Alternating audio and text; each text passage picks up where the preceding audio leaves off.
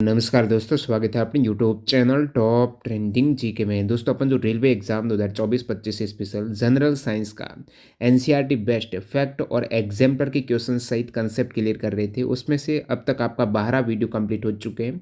फिलहाल अपन ने शुरुआत की थी रेलवे एग्जाम्स के लिए जो जनरल साइंस में विज्ञान एनसीईआरटी का कक्षा 9 का टोटल 15 चैप्टर हैं, उनमें से 13वां चैप्टर खाद्य संसाधन आप देखेंगे। बहुत कम कैंडिडेट हैं इस टॉपिक को पढ़ते हैं, कंसेप्ट क्लियर करते हैं, लेकिन यहाँ से सवाल पूछे जाते हैं। खाद्य संसाधनों में सुधार, ये पूरा टॉपिक है। इम्प्रूवमेंट इन फूड रिसोर्सेज, इससे काफ़ी इंपॉर्टेंट क्वेश्चंस और आपके फैक्ट यहाँ पर शामिल हैं। इससे पहले की वीडियो नहीं देखे हैं, डिस्क्रिप्शन बॉक्स में प्लेलिस्ट की लिंक मिल जाएगी, उसको चेकआउट करना। तो यहाँ पर अपना पूरा कंटेंट रहने वाला है एनसीईआरटी के एग्जाम पर क्वेश्चन, जिसमें इन डेप्थ कंसेप्ट होता है। जहाँ से आपके सवाल एक बार दिमाग में आ गए तो पूरा टॉपिक एक तरीके से रिवाइज हो जाएगा। एनसीईआरटी टेक्स्ट बुक के फैक्ट यहाँ पर साथ साथ सवाल के साथ इस टाइप से अपन नीचे इंक्लूड करेंगे, जो टेक्स्ट बुक के सारे इंपॉर्टेंट फैक्ट। इसकी पीडीएफ फाइल के लिए आपको हमारा टेलीग्राम चैनल ज्वाइन करना है। इससे पहले वाले वीडियो की भी पीडीएफ डाली हुई है, तो डिस्क्रिप्शन बॉक्स में लिंक है, लिंक से ही ज्वाइन करना, ठीक है। शुरुआत करते हैं बहुविकल्पी क्वेश्चन जो एमसीक्यू हैं। इस चैप्टर के टोटल 17 एमसीक्यू के क्वेश्चंस हैं, उसके बाद लघु उत्तरीय प्रश्न और लास्ट में एनसीईआरटी के जो बच गए हैं फैक्ट इस टॉपिक के, जो इन सवालों में नहीं आए हैं इस चैप्टर के, और कुछ ऐसे इंपॉर्टेंट फैक्ट जो रह गए वो लास्ट में इंक्लूड हो जाएंगे। तो पूरा क्लियर हो जाएगा ये आपका चैप्टर। देखिए, एक इंपॉर्टेंट इन्फॉर्मेशन है, यदि अभी तक आपने टेक्स्ट बुक पास प्रो नहीं लिया है, एक दिन और रुक जाना है। 29 अक्टूबर को दिवाली सेल आ रही है टेक्स्ट बुक की, जिसमें लोवेस्ट प्राइस में आपको ये टेक्स्ट बुक पास प्रो की डील मिलती है। इसमें प्राइस ड्रॉप सबसे बिगेस्ट होता है। इससे पहले जितने भी ऑफर हैं उतना बड़ा आपको कम प्राइस या छूट देखने को नहीं मिली है। ये आपकी रिवेल हो जाएगी। आज इवनिंग में टेलीग्राम पर शेयर कर दूंगा कितनी प्राइस रहने वाली, तो टीटीजे के कूपन कोड से वहाँ पर मैक्सिमम आपको डिस्काउंट मिल जाएगा। अभी आप देखेंगे पास प्रो की प्राइस है 601 है, 2 साल वाले की प्राइस यहाँ पर देखेंगे तो 687 है। ये कूपन कोड के बाद की बात है, लेकिन कब? आज 28 अक्टूबर को, 29 अक्टूबर से आपको 3 दिन के लिए भारी डिस्काउंट मिलने वाला है। और पास प्रो से आपका क्या होगा, प्रीवियस ईयर के जितने भी पेपर है, ऐसा नहीं कि रेलवे में एक exam, ALP technician, RRB, JE, SI, constable, group D, सारे एग्जाम्स के पेपर हैं। यदि आप उसमें लाइफ टाइम वाली डील ले लेना, आने वाले 2025 हो गए, 24 हो गए, 2 साल में जितने भी एग्जाम्स हैं स्टेट और सेंट्रल लेवल, एसएससी वगैरह, डिफेंस के सारे एग्जाम्स वहाँ पर कवर हो जाएंगे। Chapter wise, section wise, full mock, smart तरीके से उनका विश्लेषण करना, कहाँ पर गलतियाँ हो रही समय रहते सुधार करना, इस टाइप से तैयारी करेंगे तो जरूर आपका सिलेक्शन। फिलहाल यहाँ पर अपन सवाल पर फोकस करते हैं। निम्नलिखित में से किस पौधे में तेल प्राप्त होता है? किस पौधे से तेल प्राप्त होता है? तो तेल वाला पौधा, बिल्कुल इजी सवाल है। लास्ट में कमेंट सेक्शन में बताना इन 17 एमसीक्यू में से आपके कितने करेक्ट हो रहे हैं, तो लास्ट उत्तर में साथ साथ बताता रहूँगा। यहाँ पर सूरजमुखी का पौधा है, इनसे आपको पता है ऑयल, वसा, फैट, तेल मिलता है। बाकी जो लेंथिल है, इससे प्रोटीन मिलता है। और फूल गोभी हो गई, ये तो आपके विटामिन के सोर्स हैं। नेक्स्ट अपन देखेंगे यहाँ पर अन्य उदाहरण जिससे तेल प्राप्त होता है। उसमें आपके अरंडी आ जाएगी, सरसों तेल, सोयाबीन, नारियल, ओलिव जो जैतून है, अलसी है, मूंगफली है, इनसे आपको ऑयल या फिर फैट, ज़्यादा फैट रिच यहाँ पर ये प्लांट हो जाएंगे। नेक्स्ट, निम्नलिखित में से कौन सा कार्बोहाइड्रेट का स्रोत नहीं है? कार्बोहाइड्रेट लगभग सभी में होती है, कुछ में कम होते हैं, काफ़ी रिच होते हैं, ज़्यादा होते हैं, समृद्ध होते हैं। उसमें किस में कार्बोहाइड्रेट का एक तरीके से सोर्स नहीं मानते हैं? चावल में कार्बोहाइड्रेट बाजरा में होती है, ज्वार में होती है, चना है ना, चना ये प्रोटीन का सोर्स है, ठीक है। कार्बोहाइड्रेट के ये तीनों हैं, इसमें आपका ये चना ग्राम करेक्ट है, विकल्प डी आप देखेंगे। तो इसके रिगार्डिंग एनसीईआरटी के फैक्ट क्या कहते हैं? कार्बोहाइड्रेट के स्रोत में जहाँ से ऊर्जा की आपको प्राप्ति होती है, इसमें अनाज जितने भी है उस वो कार्बोहाइड्रेट के स्रोत है। अनाज में आपका गेहूँ, चावल, मक्का, बाजरा, ज्वार। ये प्रोटीन के स्रोत की बात करें, जहाँ से आपके शरीर की वृद्धि होती है प्रोटीन से, दालें हैं। दालें जितनी भी है, चना, मटर, उड़द, मूंग, अरहर, ये सभी दालें हैं, मसूर, ये प्रोटीन की स्रोत हैं।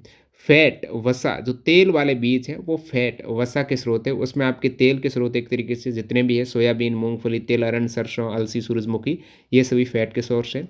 विटामिन और खनिज लवण की बात करें तो ये अपन को सब्जियां, मसाले और फलों से प्राप्त होते हैं सभी। अब चारा फसलें, आगे सवाल आएगा, निम्नलिखित में से कौन सी चारा फसल है?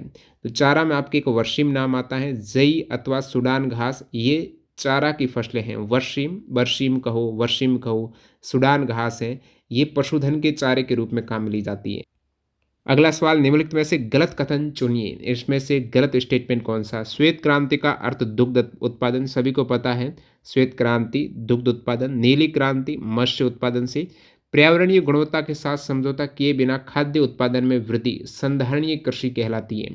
ध्यान रखना सवाल आ जाए संधारणीय कृषि का क्या अर्थ है। संधारणीय कृषि का मतलब है पर्यावरण के साथ आपको खिलवाड़ नहीं करनी है। पर्यावरण की जो वातावरण की क्वालिटी है पर्यावरण की, वो बनी रहे, गुणवत्ता बनी रहे, उसके साथ समझौते किए बिना कैसे आप खाद्य उत्पादन में एक तरीके से जैविक खेती, ऑर्गेनिक खेती करके आपको खाद्यान्न उत्पादन बढ़ाना है और उर्वरक वगैरह का इस्तेमाल नहीं करना है, तो वो एक संधारणीय कृषि हो गई। आप उत्पादन बढ़ा रहे हो किसके माध्यम से?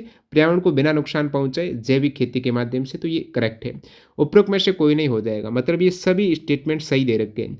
इनका थोड़ा और मैं विस्तार से बताऊं तो यहाँ पर संधारणीय कृषि एक ऐसी कृषि पद्धति जो प्राकृतिक संसाधनों का संरक्षण करते हुए फसलों की गुणवत्ता और उत्पादन को बनाए रखती है। प्राकृतिक संसाधन का यहाँ पर संरक्षण करते हुए इसका उद्देश्य पर्यावरण को नुकसान पहुंचाए बिना लंबे समय तक कृषि उत्पादन को जारी रखना।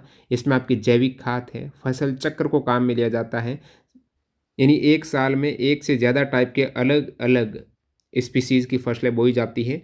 मिश्रित फसल कर देते हैं एक साथ बहुत सी। जैविक कीटनाशक और जल प्रबंधन जैसे टेक्नोलॉजी का उपयोग किया जाता ताकि मिट्टी की उर्वरता और पर्यावरण संतुलन बना रहे। अब जो बात हो रही थी आपकी रिवॉल्यूशन की, श्वेत क्रांति का संबंध है दुग्ध उत्पादन से। हरित क्रांति है अनाज और फसलों की उत्पादकता में बढ़ोतरी के लिए खाद्यान्न उत्पादन से संबंधित है, जिसमें गेहूं और चावल की विशेषकर उत्पादकता बढ़ाई गई थी। नीली क्रांति मत्स्य पालन या मछली उत्पादन से संबंधित है। गोल्डन क्रांति, गोल्डन आपकी सुनहरी क्रांति में क्या था? फल, शहद और बागवानी उत्पादकता में वृद्धि करना। लाल क्रांति, इसमें टमाटर और मांस उत्पादन में वृद्धि। पीली क्रांति में जो तेल बीज है, विशेषकर सरसों है, वनस्पति तेल है, इनके उत्पादन में वृद्धि करना। रजत क्रांति अंडा उत्पादन में वृद्धि। इसके अतिरिक्त आप देखेंगे गोल्डन फाइबर क्रांति, एक गोल्डन क्रांति है जो बागवानी है या फिर फल शहद है, और गोल्डन फाइबर आ जाए तो जूट उत्पादन में वृद्धि। भूरी क्रांति, भूरी है चमड़ा और कोको उत्पादन में वृद्धि। काली क्रांति है पेट्रोलियम उत्पादों और कच्चे तेल के उत्पादन में वृद्धि। ये प्रमुख रिवॉल्यूशन किनसे संबंधित है आपका क्लियर हुआ। नेक्स्ट यहाँ पर देश की खाद्य समस्या के हल के लिए निम्नलिखित में से कौन आवश्यक है? खाद्य समस्या का हल करना तो उत्पादन का बढ़ाना और खाद्यान्न का भंडारण आपको सही करना पड़ेगा। लोगों को आसानी से खाद्यान्न का मिलना वहाँ पर सुनिश्चित होना चाहिए। लोगों के पास अन्न खरीदने के लिए धन का होना, ये सभी समस्याएं खाद्य समस्या को हल करेगी। उपरोक्त सभी यहाँ पर करेक्ट हो जाएगा। इजी सवाल था। सवाल है सही वाक्यों को चुनिए। स्टेटमेंट देखिएगा। संकरण का अर्थ आनुवांशिक रूप से दो असमान पादपों के बीच क्रॉसिंग कराना, ये संकरण है। आनुवांशिक रूप से संकरण में आपका आता है जेनेटिकली मॉडिफाइड। आनुवांशिक रूप से यहाँ पर असमान पादप है ना, उनके बीच क्रॉसिंग की जाती है। दो किस्मों के बीच किया जाने वाला संकरण अंतरा स्पीसीज। अंतरा स्पीसीज तो होगा दो स्पीसीज के बीच अलग अलग यहाँ पर फसल है दोनों ही, जैसे आलू अलग टमाटर अलग, अलग अलग स्पीसीज है ना, दो स्पीसीज के बीच यहाँ पर संकरण होता है वो अंतरा स्पीसीज होता है। तो ये तो गलत दे रखा है, दो किस्मों के बीच वाला नहीं है ये। किसी पादप में वांछित गुणों वाले जीन डालने से आनुवांशिक की रूपांतरित फसल प्राप्त होती है। जो आपको जीन चाहिए उससे आनुवांशिक की रूपांतरित बिल्कुल जेनेटिकली मॉडिफाइड फसल आपको प्राप्त हो जाएगी। तो ये वाला सही स्टेटमेंट है, ये वाला सही स्टेटमेंट है। दो स्पीसीजों के पौधों के बीच संकरण किया जाने वाला अंतरा वेराइटी, अब वेराइटी यानी किस्म, तो ये होगा अंतरा वेराइटी। दो किस्मों के बीच किया जाने वाला संकरण अंतरा वेराइटी संकरण होता है, और दो स्पीसीज के बीच किया जाने वाला संकरण होता है अंतरा स्पीसीज। तो दोनों का यहाँ पर अलग अलग दे रखा है जो गलत है, ठीक है। तो सही कौन सा है? पहला सही है और तीसरा सही है। नीचे आप देखेंगे 1 और 3 विकल्प ए करेक्ट है, ठीक है। बाकी आपको बता दिया संकरण का अर्थ होता है आनुवांशिक रूप से दो असमान पादपों के बीच में क्रॉसिंग कराना, और किसी पादप में वांछित गुणों वाले जीन डालने से आनुवांशिक की रूपांतरित फसल प्राप्त होती हैं। और ये दोनों ही अलग अलग आपको बता दिया। दो स्पीसीज के पौधों का मतलब है एक ही वंश के लेकिन अलग अलग प्रजातियों के पौधे का संकरण है। वंश उनका एक ही, जैसे टमाटर और आलू का वंश एक ही सोलेनम है, लेकिन दोनों ही अलग अलग यहाँ पर स्पीसीज है। उनका संकरण कराने से यहाँ पर मान लेते हैं गेहूँ और राई, दो अलग अलग यहाँ पर स्पीसीज है। वंश दोनों का एक है लेकिन इन दोनों के संकरण से टिटिकेल नामक एक नया पौधा विकसित होता है। तो ये हो गया आपका अंतरा स्पीसीज संकरण। संकरण से संबंधित और आपको मैं फैक्ट बता देता हूं जो आपके एनसीईआरटी टेक्स्ट बुक में दे रखे हैं।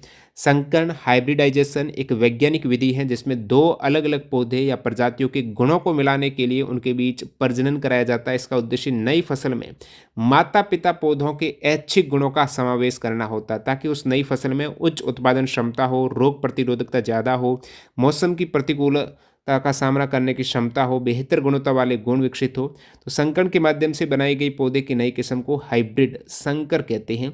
तो इसमें आपके दो अलग अलग पौधे की प्रजाति हैं, उनको ऐच्छिक गुण आपने ले लिए कि इस पौधे में ये क्वालिटी अच्छी है, दूसरे में ये अच्छी है, तो दोनों को मिक्स करके एक ऐसी प्रजाति बना दी जिसमें दोनों ही क्वालिटी आ गई, वो आपका संकरण है। 3 टाइप के संकरण देखे जाते हैं। अंतरा किस्मी संकरण जो वेराइटी है एक ही किस्म के पौधे, जैसे धान है, चावल आप बहुत सी वैरायटी देखते हो, चावल में कि बासमती चावल, तो ये अलग अलग जो वेराइटीज़ है चावल की, है तो चावल ही है, स्पीसीज सेम है। तो एक ही स्पीसीज में यहाँ पर अलग अलग किस्मों को आपस में संकरण किया जाता है ताकि दोनों किस्मों के यहाँ पर अच्छे गुण है ना वो मिल सके। ये अंतरा किस्मीय संकरण हो जाएगा। एक अंतरा स्पीसीज संकरण आपको बता दिया ऑलरेडी, जिसमें जीन्स वंश एक हो, प्रजाति अलग अलग हो। एक अंतरा वंशी संकरण भी होता है जिसमें अलग अलग जेनरा के पौधों के बीच संकरण किया जाता है और ये प्रक्रिया अधिक जटिल होती है क्योंकि दो अलग अलग वंशों के पौधों के बीच होती है। अब अंतरा स्पीसीज में वंश तो एक ही होता है, वंश तो सेम होता है लेकिन स्पीसीज अलग अलग होती है। और यहाँ पर अंतरा वंशीय में वंश भी अलग अलग होते हैं। तो वंश भी अलग अलग है, जैसे गेहूं और राई का वंश बिल्कुल अलग अलग है, तो इनके पौधों के मध्य संकरण हो जाएगा अंतरा वंशीय संकरण। ठीक है। सवाल है, खरपतवार फसलों को निम्नलिखित में से किस प्रकार प्रभावित करते हैं। खरपतवार हैं जो कि अवांछनीय पौधे जो आपके फसल के बीच में आ जाते हैं, जो बिल्कुल कोई भी उपयोगी नहीं है, और वो प्रभावित करते हैं जो आपकी फसलें चाहिए, उपयोगी फसल जो आपने बो रखी है उनके पोषक तत्व सही रूप से नहीं मिल पाते, वो खींच लेते हैं। जो अवांछनीय पौधे हैं जिनकी ज़रूरत नहीं है, तो पोषक तत्व है, सूर्य का प्रकाश है, पानी है, वो ज़्यादा एब्जॉर्ब कर लेंगे, तो मिट्टी में वो पोषक तत्व फिर नहीं बचेंगे जो फसलों को चाहिए। इसलिए जो खरपतवार हैं उनको काटा जाता है। तो खरपतवार कैसे प्रभावित करते हैं यहाँ पर देखेंगे। वृद्धि करने से पहले ही खेत में पादप को नष्ट करके, क्या वृद्धि खरपतवार ने वृद्धि नहीं की है उससे पहले ही एक तरीके से वृद्धि होगा, पादप बाद में नष्ट होगा। पादप की वृद्धि को प्रभावित करके पादप को अन्य संसाधनों में प्रतियोगिता के कारण पोषक पदार्थ की उपलब्धता में कमी करके। तो मेन पॉइंट तो ये है, बाकी ये भी सही लगता है, लेकिन आपके करेक्ट ये दे रखा है एनसीईआरटी में कि पादप के अन्य संसाधनों में प्रतियोगिता के कारण पोषक पदार्थों की उपलब्धता में कमी करके। अब यहाँ पर आपकी फसल बो रखी है, बीच में कोई खरपतवार आ गया तो ये प्रतिस्पर्धा करेगा कि ये पोषक तत्व मैं ले लूँ, ये भी मैं ले लूँ, और ये पादप भी चाहिए इनको भी पोषक तत्व, तो ये प्रतिस्पर्धा इन दोनों की होगी तो उपलब्धता में कमी हो जाएगी। ये चीज़ है मेन। तो नेक्स्ट अपन देखते हैं, खरपतवार की बात करें तो फसल के पोषक तत्व पानी, सूर्य के प्रकाश के लिए प्रतिस्पर्धा करके उनकी उपलब्धता को कम करते हैं। और खरपतवार कृषि योग्य भूमि में अनावश्यक पौधे होते हैं। अब नाम यहाँ पर पूछ लें कि गोखरू क्या है या फिर ज़ैंथियम क्या है, ये सवाल पूछा जाता है, या फिर गाजर घास क्या है। ये खरपतवार के नाम है। गोखरू जिसे आप जैंथियम बोलते हो ये खरपतवार है। गाजर घास जिसे पार्थिनियम बोलते हैं ये भी खरपतवार है। मोथा जिसे साइरिनस रॉन्टिडस, साइरेनस आपको पूछ लें मोथा का साइंटिफिक नाम क्या है, तो ये का खरपतवार है, इसका नाम है साइरेनस रोंटिडस, जो फसलों के लिए प्रतिस्पर्धा करते हैं। इन्हें प्रारंभिक अवस्था में हटाना आवश्यक है। इनको हटाने के लिए इसमें शाकनाशी, कीटनाशी, कवकनाशी का उपयोग किया जाता है। यांत्रिक विधि भी है खरपतवार को हटाने के लिए, आप कुदाली वगैरह की सहायता से उन्हें हटाते हो। निरोधक विधियां हैं, समय पर फसल उगाना, उचित क्यारियाँ तैयार करना, अंतरा फसलीकरण, फसल चक्र का उपयोग, ये सभी काम में ली जाती है। अगला सवाल देखते हैं, मधुमक्खी की निम्नलिखित जातियों में से कौन सी स्पीसीज इटली की है। वेरी इंपॉर्टेंट सवाल, कौन सी स्पीसीज इटली की है। तो यहाँ पर आप देखेंगे तो ये जो विकल्प डी दे रखा है, एपिस मेलिफेरा, एपिस मेलिफेरा ये इटली की मधुमक्खी है। मधुमक्खी की जो स्पीसीज है ये इटली की है, एपिस मेलिफेरा। एनसीईआरटी के फैक्ट क्या कहते हैं, मधुमक्खी पालन से संबंधित है, कौन कौन सी मधुमक्खी की प्रजातियां हैं वो देखते हैं। मधुमक्खी पालन, बी कीपिंग, मधुमक्खी पालन एक कृषि उद्योग बन गया है जिसका प्रमुख उद्देश्य शहद और मोम का उत्पादन करना है। मधुमक्खी पालन का उद्देश्य आपको पूछ ले तो एक तो शहद का उत्पादन होता है, दूसरा मोम का भी उत्पादन होता है, ध्यान रखना। ये एक लाभकारी व्यवसाय है जिसमें पूंजी निवेश बहुत कम होता है, इसलिए किसान इसे अतिरिक्त आय के स्रोत के रूप में काम में लेते हैं। मधुमक्खी के छत्ते मोम के अच्छे स्रोत है, ये ध्यान रखना। आप कहेंगे मोम कहाँ से होता है, जो मधुमक्खी का छत्ता है ना, उससे मोम प्राप्त होता है जिसको औषधि में उपयोग किया जाता है।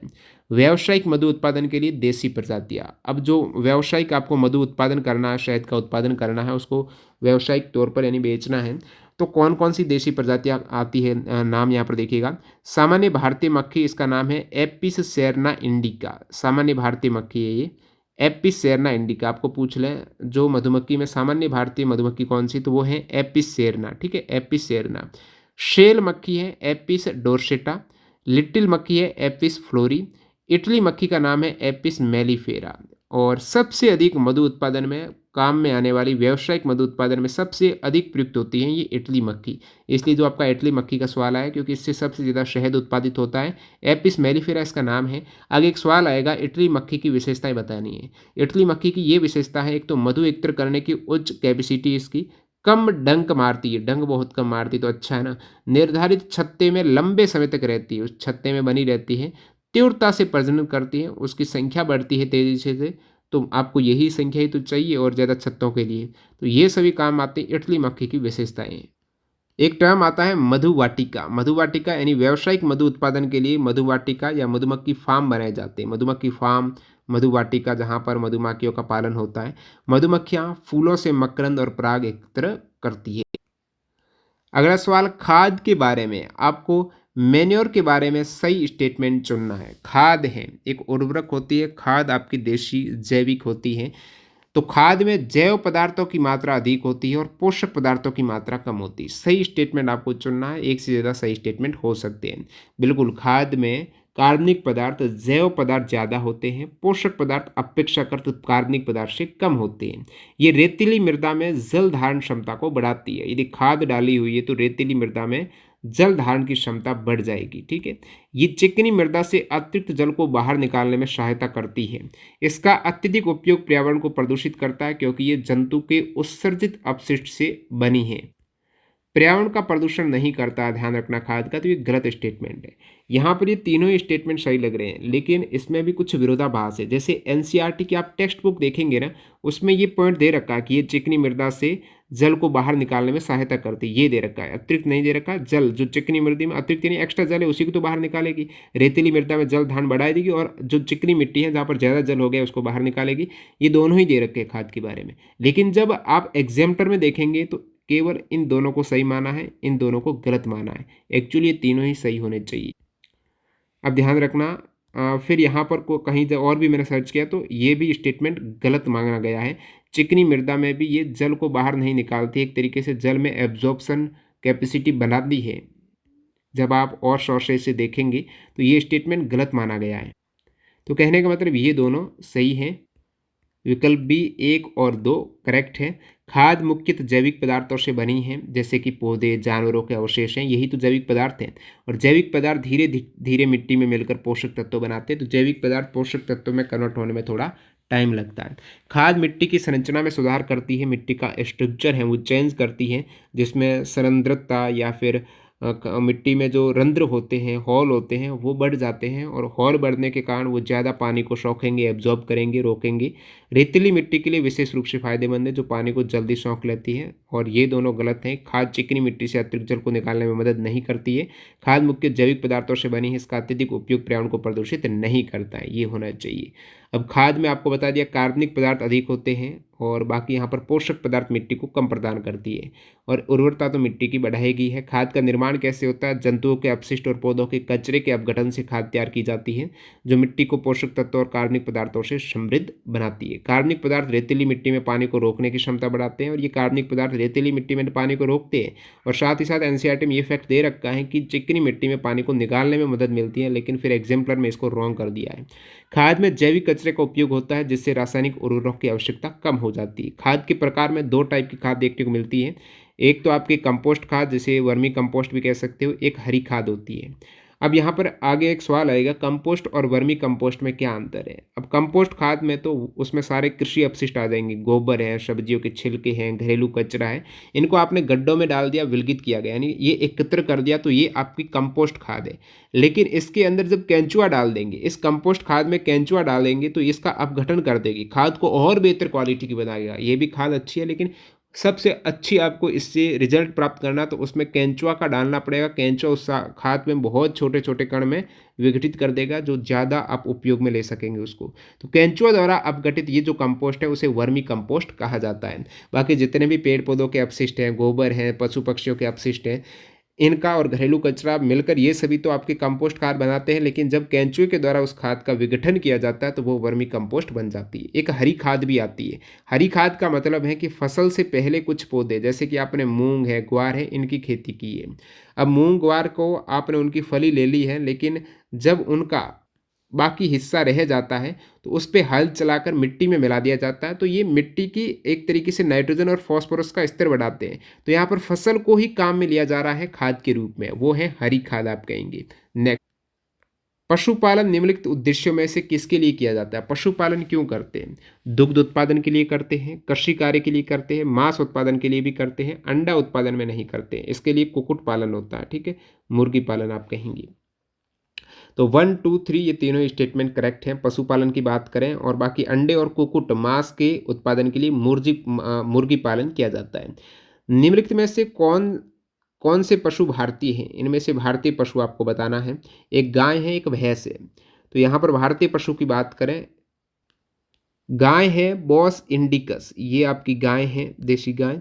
और भैंस है बॉस बुवेलिस, ये आपकी भैंस है, ठीक है।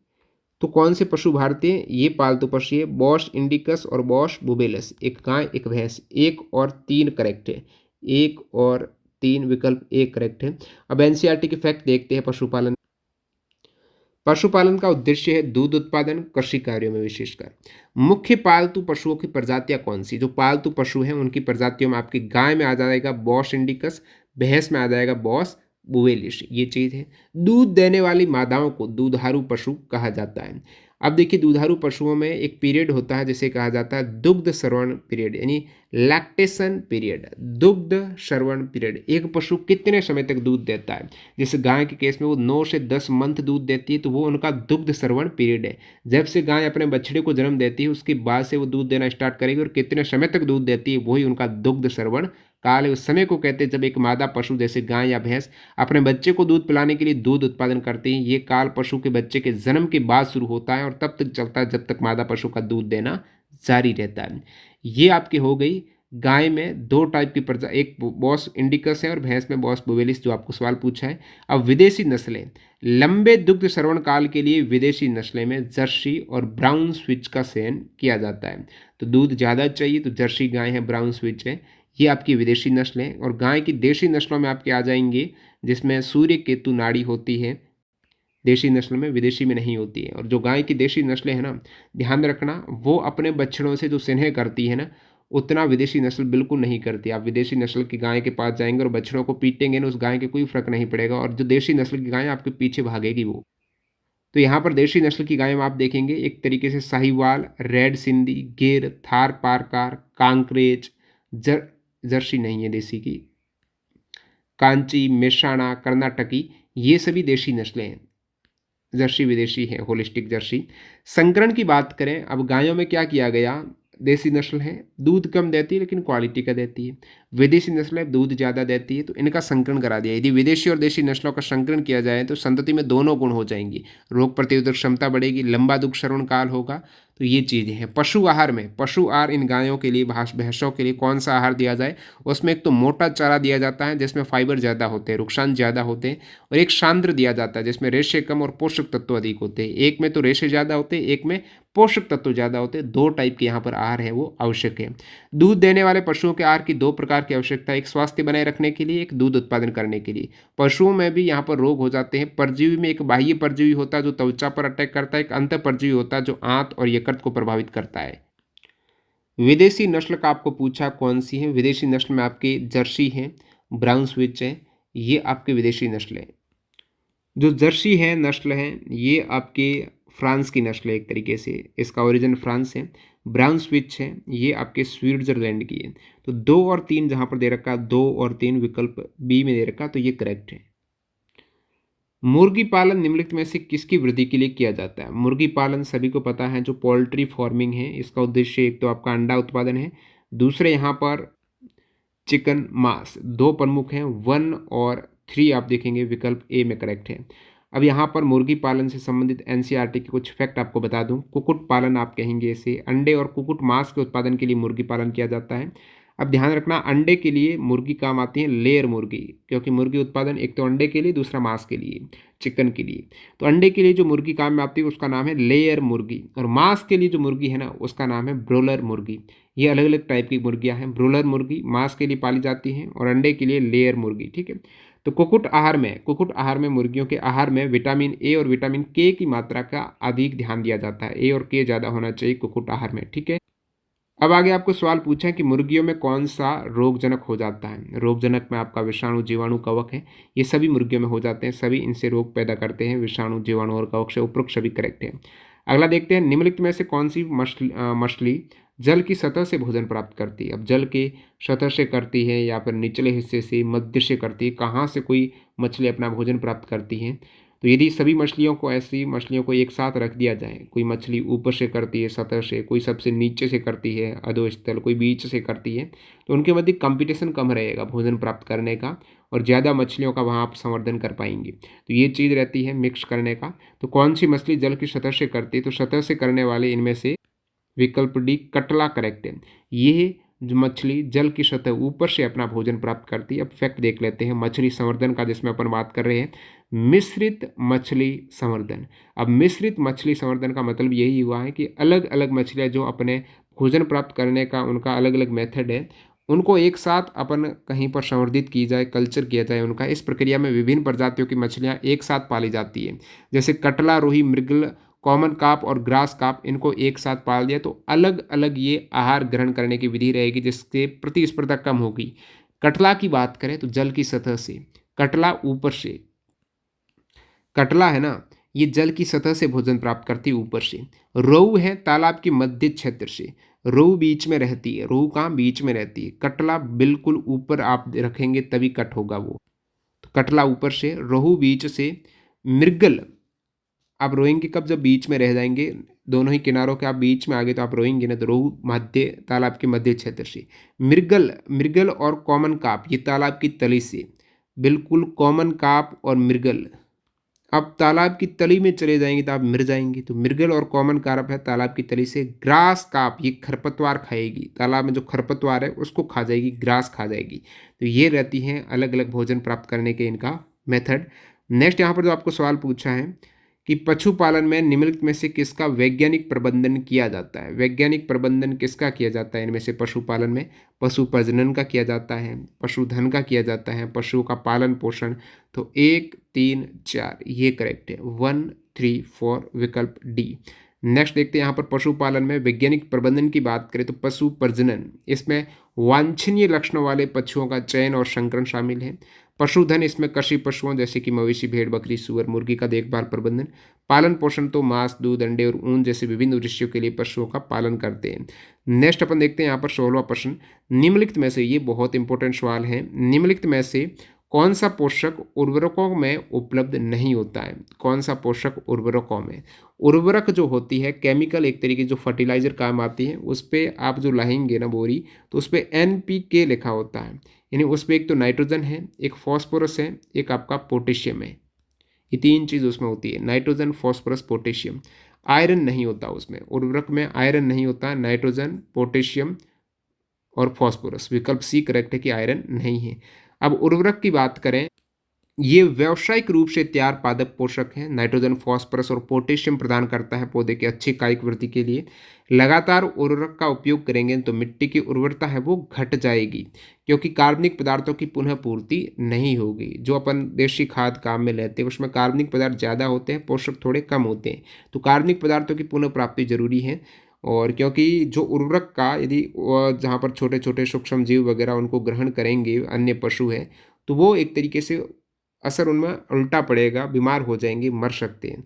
तो वापस पुनः प्राप्ति नहीं होती है। और इससे तुलना में खाद की बात करें तो बिल्कुल उसकी वृद्धि होगी छोटे छोटे सूक्ष्म आपके जीवों की। तो उर्वरक बनाम खाद की बात करें तो उर्वरक से जल्दी उत्पादन तो हो जाता है, लेकिन लंबे समय के लिए टिकाऊ नहीं है उर्वरक। एक बार हो गया, दो बार हो गया, 10 बार हो गया, फिर जमीन की उपजाऊपन बिल्कुल गायब हो जाएगा। तो खाद लंबे समय तक टिकाऊ होती है। अन्न भंडारण के लिए नियंत्रण और रोकथाम के लिए कौन कौन शामिल है? अन्न का भंडारण करना है, स्टोरेज के लिए भंडारण कक्ष की भली भांति स्वच्छता जरूरी है। उत्पाद को अच्छी तरह आपको पहले सुखाना है, नमी रह गई तो उसमें आपके सूक्ष्म जीव अटैक करेंगे, कवक आ जाएगा। धूमन आपको करना, धूमन का मतलब यानी वहाँ पर आपको क्या करना है, एक ऐसा स्पेस जहाँ पर आप स्टोर कर रहे हो किसी भी रूम में, उसको आप गैस या स्मोक धुएं से भर देंगे, ताकि उसके अंदर जो कुछ इंसेक्ट वगैरह कीड़े वगैरह है ना, वो आपके सूक्ष्म जीव मर जाएं और फिर वहाँ पर आप स्टोर करेंगे। ये होता है धूमन। अब लघुत्तरीय प्रश्न करने से पहले यहाँ पर आपको एनसीईआरटी के सारे फैक्ट बता देता हूँ, उसके बाद इन सवालों की तरफ आए जाएंगे तो ईजी हो जाए। तो देखते हैं एनसीईआरटी टेक्स्ट बुक के ऑल इंपॉर्टेंट फैक्ट जो इस चैप्टर में इंक्लूड हैं और आपको जानना आवश्यक है। तो स्रोत की अपन ने बात कर ली है। कार्बोहाइड्रेट के स्रोत में आपका अनाज होते हैं, प्रोटीन में आपके दालें होती है, वसा में आपका तेल वाले बीज होते हैं। ये सारी चीज़ें इसकी शुरुआत में ही बता दी। विटामिन और खनिज खनिज लवण के लिए अपने सब्जियां और फल वगैरह होते हैं। चारा फसला ध्यान रखना। अब एक सवाल आएगा, बरसीम क्या है? तो ये चारा फसल है। जई या सूडान घास भी चारा फसल है। एक पॉइंट है दोस्तों, पौधों के लिए दीप्ति काल, फोटो पीरियड क्या होता है पौधों के लिए? तो दीप्ति काल वह अवधि है जिसमें पौधे प्राकृतिक या कृत्रिम प्रकाश के संपर्क में रहते हैं। कोई पेड़ पौधा वृद्धि के लिए कितने समय तक सूर्य के प्रकाश के कांटेक्ट में रहता है, और ताकि उनके फल लगने के लिए, फूल लगने के लिए, पुष्पन के लिए कि कम से कम इतने घंटे तो प्रकाश में रहना पड़ेगा, तो उसका दीप्ति काल है। ये अवधि पौधे के विकास और उनमें फूल फल और अन्य जैविक प्रक्रियाओं को नियंत्रित करती है, दीप्ति काल। खरीफ फसल और रबी फसल। अब कृषि को ज्योग्राफी में भी ले लेते हैं, इकोनॉमिक्स में भी ले लेते हैं, और साइंस में भी ये पोर्शन आया हुआ है। खरीफ फसल यहाँ पर ऐसी फसलें जिन्हें हम वर्षा ऋतु में उगाते हैं, जो अभी उगाई गई थी, जिनमें अभी कटाई चल रही है फसलों की, वो खरीफ फसल है। जो बरसात में उगाते हैं, गर्मियों में एक तरीके से उगाते हैं, और जून से आरंभ होकर अभी अक्टूबर मास तक ये चलती है खरीफ की फसलें। अब खरीफ की फसलों के उदाहरण से सवाल पूछा जाता है, तो खरीफ की फसलों में आपके मक्का, ज्वार, बाजरा, धान जो बाद में आप चावल कहते हो, मूंग, मोठ, तुअर, कुल्थी, जूट, मूंगफली, गन्ना, सोयाबीन, उड़द, सन, कपास, ये सभी खरीफ की फसलों के उदाहरण हैं। यहाँ से एग्जैक्टली सवाल आ जाता है कि कौन सी खरीफ की फसल है, कौन सी रबी की फसल है। इसके विपरीत आप रबी की फसल देखेंगे ना, ये अभी बोई जाएगी शीत ऋतु में, यानी नवंबर में। अक्टूबर में जैसे ही खरीफ की कटाई हो गई, नवंबर से लगभग मार्च अप्रैल तक चलती है रबी की फसलें। ये सर्दियों में उगाई बोई जाती हैं। रबी की फसलों में आपकी गेहूं अभी बोए जाएंगे, जो जई, चना, मटर, राई, सरसों, अलसी, कुसुम, शिशु मक्का, बेबी कॉर्न, ये सभी रबी की फसलें हैं। अब आपको एक पॉइंट बताऊं जो एनसीईआरटी में दे रखा है। भारत में सन 1952 से सन 2010 तक कृषि भूमि 25% की वृद्धि हुई है। खेती करने के लिए भूमि है, भूमि तो पड़ी हुई है, पहले से ही है भूमि, लेकिन पहले उस पर खेती नहीं होती थी। अब धीरे धीरे खेती स्टार्ट की, तो ये 2010 तक 25% की कृषि भूमि की वृद्धि हुई। अन्न उत्पादन में कितनी वृद्धि हुई? तो अन्न की पैदावार में 4 गुना वृद्धि हुई। बीच में आपने हरित क्रांति देखी है, 1900 भारत में 67-68 में आई थी, वैसे 1962 60 के काल में आ गई थी। तो हरित क्रांति के कारण बहुत ज़्यादा वृद्धि देखने को मिली थी। अब फसल उत्पादन में सुधार की प्रक्रिया हेतु जो गतिविधियां हैं, उसमें एक तो फसल में अच्छी किस्म के बीज वगैरह होने चाहिए। फिर फसल उत्पादन का आपको प्रबंधन करना है सिंचाई वगैरह पर, और फसल सुरक्षा आपको कैसे करनी है, भंडारण वगैरह है, खरपतवार, ये चीज़ों से बचाना कैसे है, तो ये पूरी सुरक्षा हो जाएगी। संकरण आपको ऑलरेडी बता चुके हैं। संकरण में दो अलग अलग पौधे या अलग अलग प्रजाति हैं, एक ही वंश के हैं, अलग प्रजाति हैं, उनको मिलाने के लिए, या फिर संकरण 3 टाइप के मैंने ऑलरेडी बताए हुए हैं। इसमें 3 टाइप के संकरण में, एक तो अंतरा किस्मी संकरण। संकरण क्यों किया जाता है? अच्छी गुणवत्ता की, अच्छी रोग प्रतिरोधक क्षमता की आपको बीज चाहिए, फसल चाहिए। एक फसल में की प्रतिरोधक क्षमता ज़्यादा है लेकिन पैदावार अच्छी नहीं होती है, तो एक ऐसी फसल है जिसमें पैदावार अच्छी होती है लेकिन रोग ज़्यादा लग जाते हैं। तो दोनों के ही बीज को आपने मिक्स कर दिया, अलग अलग, चाहे वो किस्म है, अलग अलग वंश से हो या फिर अलग अलग स्पीसीज से हो, तीनों टाइप के संकरण यहाँ पर देखने को मिलते हैं। अंतरा किस्मी संकरण में क्या होता है? आपकी फसल तो एक ही है, जैसे आप देखेंगे बाजरा की फसल ले ली। अब बाजरा में ये स्पीसीज तो बाजरा एक है, लेकिन इसके अलग अलग वैरायटी आती है। कुछ ऐसी वैरायटी है ज़्यादा पानी में होती है, कुछ बहुत कम पानी सूखे में भी हो जाती है, काफ़ी की हाइट कम होती है। इस प्रकार से ये अलग अलग वैरायटी होती है। तो ये अंतरा किस्मी संकरण है, यानी एक ही फसल की दो अलग अलग वैरायटी के बीच में आप संकरण करा देते हो, वो अंतरा किस्मीय संकरण। अंतरा स्पीसीज संकरण है, जिसमें वंश है वो सेम होता है लेकिन स्पीसीज अलग अलग होती है। जैसे बात करें यहाँ पर गेहूं की एक प्रजाति का संकरण गेहूं के जीन्स की किसी अन्य प्रजाति से कराने से एक नई किस्म बनती है। इसके विपरीत एक अंतरावंशीय होती है। इसमें क्या होता है, वंश भी अलग कर दिया जाता है, वंश भी अलग कर दे हैं। जैसे गेहूं और राई दोनों ही अलग वंश की हैं, तो ये अंतरावंशी है। एक दोस्तों यहाँ पर आपका आ रहा है सस्य विज्ञान। तो एग्रोनॉमी इसे कहते हैं। आपको सवाल पूछ लें सस्य विज्ञान में किसका अध्ययन होता है, एग्रोनॉमी में किसका अध्ययन होता है।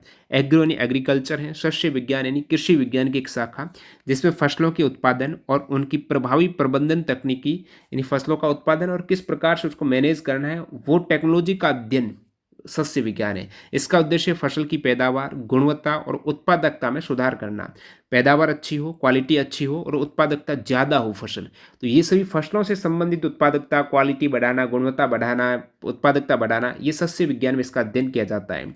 अब सस्य विज्ञान में एक टर्म आती है ऐच्छिक सस्य विज्ञान गुण। ऐच्छिक गुण आप डाल रहे हो, जैसे चारे वाली फसल और अनाज के लिए उगाई जाने वाली फसलें, उसमें ऐच्छिक सस्य विज्ञान क्या होगा। अब सस्य विज्ञान यानी उत्पादकता आप कैसे क्वालिटी बढ़ा रहे हो, तो बढ़ाने के लिए मान लेते हैं चारे के लिए उगाई जाने वाली फसलों में लंबी और सघन शाखाएं। अब चारे की आपको फसल उगानी, आपको चाहिए चारे के लिए ज़्यादा शाखा चाहिए, बहुत ज़्यादा बड़े बड़े पत्ते होने चाहिए, तो ये एक ऐच्छिक गुण आपको डालना है। तो इसका ऐच्छिक गुण हो जाएगा चारे वाली फसल के लिए। इसका कारण ये कि चारे वाली फसलों का मुख्य उद्देश्य क्या है, अधिक आपको बायोमास चाहिए और पशुओं के भोजन के लिए ज़्यादा से ज़्यादा आपको फाइबर चाहिए। तो अधिक शाखाओं और लंबाई से अधिक मात्रा में चारा प्राप्त होता है, जिससे पशुपालन में सहायता मिलती है। इसी टाइप से आप अनाज वाली फसलों के लिए देखेंगे तो अनाज के लिए उगाई जाने वाली फसलों में बौने पौधे अधिक उपयुक्त हैं, क्योंकि अनाज के लिए जितना पौधा छोटा होगा उसको पोषक तत्व उतने ही ज़्यादा मिलेंगे, और बड़ा हो गया पोषक, लंबाई कम होने के कारण पोषक तत्वों की आवश्यकता भी उन्हें कम होगी। तो अनाज के लिए आपको ऐसे पौधे, ऐच्छिक पौधे चाहिए जो कि हाइट में छोटे हो, जिससे अनाज का उत्पादन अधिक हो और नुकसान कम हो। तो ये ऐच्छिक सस्य विज्ञान गुण कहलाएगा। अब फसलों में जैविक और अजैविक प्रतिरोधकता क्या होती है। जैविक प्रतिरोधकता, जैविक में आपके रोग, फसलों में विभिन्न रोगों का प्रकोप हो जाता है, फफूंद है, बैक्टीरिया है। कीट, फसलों द्वारा पर कीटों का आक्रमण हो जाता है। निम्मेटोड है, जड़ में रहने वाले छोटे कीट जो पौधे को हानि पहुंचाते हैं। तो ये जैविक प्रतिरोधकता है, लड़ेंगे पौधे। अजैविक में कौन कौन से फसलों को नुकसान पहुंचा सकते हैं, तो अजैविक प्रतिरोधकता में सूखा, जल की कमी हो गई, क्षारता, मिट्टी में आपके क्षारीयता ज़्यादा हो गई, जलाक्रांति, बहुत ज़्यादा जल हो गया, अधिक जल, अब जल अधिक भी खराब है और कम भी खराब है। अधिक हो गए तो जलाक्रांति कहेंगे, जल काल कहेंगे, जो फसलों की जड़ों को नुकसान पहुंचाएगा। गर्मी ज़्यादा हो गई, ठंड ज़्यादा हो गई, पाला पड़ गया, तो उन सभी में क्या होगा, फसलों को हानि होगी। तो ये अजैविक कारक है, ऊपर जैविक कारक है हानि करने के। अब देखिए एक बहुत ज़्यादा इंपॉर्टेंट पॉइंट आ जाएगा, पौधों की वृद्धि और विकास के लिए कुल कितने आवश्यक पोषक तत्व चाहिए। अब कहीं कहीं आप देखते हो 17 पोषक तत्व, जिसमें निकल को भी ऐड किया जाता है, कहीं कहीं निकल को ऐड नहीं करते हैं। एनसीईआरटी में, इस टेक्स्ट बुक में आपके 16 आवश्यक पोषक तत्व दिए हुए हैं। अब आगे इनसे सवाल बनेंगे। ये जो 16 आवश्यक पोषक तत्व हैं, इनमें दो टाइप के, एक मेन तो दो हैं, एक तो आपका मैक्रोन्यूट्रिएंट्स, एक होता है माइक्रो न्यूट्रिएंट्स। मैक्रो में बहुत ज़्यादा, यानी पौधों को ज़्यादा आवश्यकता है, वो मैक्रो है। इसे आप वृहद पोषक कहेंगे, मुख्य पोषक कहेंगे। इन वृहद पोषक में टोटल 9 तत्व यहाँ पर होते हैं। 9 में से आप देखेंगे 3 तो ये हैं, कार्बन, हाइड्रोजन और oxygen. Carbon, hydrogen, oxygen. Carbon और ऑक्सीजन कहाँ से, हवा से मिलती हैं, और हाइड्रोजन पानी से मिल जाएगा। तो वायुमंडल और जल से तो ये 3 पोषक तत्व मिलते हैं, जो बहुत ज़्यादा पौधों को आवश्यक है। इसके अतिरिक्त बहुत ज़्यादा पौधों को जो आवश्यक है, जो विशेषकर जड़ों से प्राप्त करते हैं पेड़ पौधे, उनमें से ये आपका 6 पोषक तत्व आ जाएंगे। एनपीके तो है ही है, नाइट्रोजन, फॉस्फोरस और पोटेशियम है ये। इसके अतिरिक्त पौधों को कैल्शियम चाहिए, मैग्नीशियम चाहिए, सल्फर चाहिए। तो ये 6 ये हो गए। तो आपको पूछ रहे कौन सा वृहद पोषक नहीं है, तो वृहद पोषक में आपके nitrogen, phosphorus, potassium, calcium, magnesium, sulphur, जो गंधक आप बोलते हो सल्फर को, कार्बन, हाइड्रोजन, ऑक्सीजन, ये 9 एलिमेंट तो है वृहद पोषक तत्व। तो नाइट्रोजन, फॉस्फोरस, पोटेशियम को पौधे बहुत ज़्यादा आवश्यकता होती है, मिट्टी से प्राप्त करते हैं। अब देखिए यहाँ पर प्रमुख पोषक तत्वों के अतिरिक्त सूक्ष्म पोषक तत्व, माइक्रो न्यूट्रिएंट्स में 7 तत्व होते हैं। इसमें आपका कहीं कहीं 8 भी मानते हैं, इसमें निकल भी शामिल करते हैं, लेकिन यहाँ पर एनसीईआरटी की बेस की बात करें तो 7 अपन कहेंगे। इसमें आपका लोहा होता है, मैंगनीज होता है, जिंक होता है, तांबा भी होता है, मोलिब्डेनम होता है, मोलिब्डेनम के अतिरिक्त यहाँ पर बोरॉन होता है और क्लोरीन होता है। ये 7 इंपॉर्टेंट है सूक्ष्म माइक्रोन्यूट्रिएंट्स में। तो वैसे यहाँ पर आप कहेंगे 16 पोषक तत्वों की पौधों की संपूर्ण वृद्धि और विकास के लिए आवश्यकता होती है।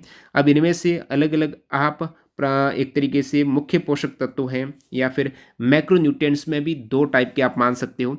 मैक्रो में एक तो आपका प्राथमिक पोषक तत्व, एक द्वितीयक पोषक तत्व। प्राथमिक के अंतर्गत इसकी मात्रा बहुत ज़्यादा आवश्यकता है, जैसे कार्बन, हाइड्रोजन, ऑक्सीजन के अतिरिक्त यहाँ पर एनपीके है, नाइट्रोजन, फॉस्फोरस, पोटेशियम।